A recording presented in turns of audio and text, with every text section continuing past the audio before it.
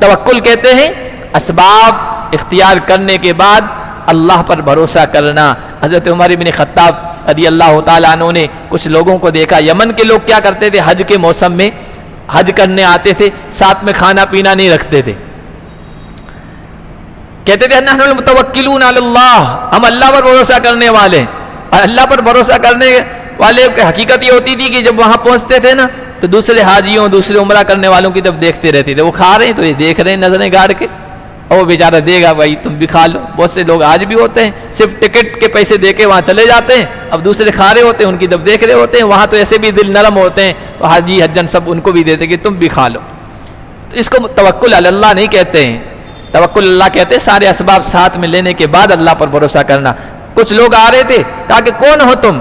کہا کہ نحن المتوکلون علی اللہ، ہم اللہ پر بھروسہ کرنے والے ہیں۔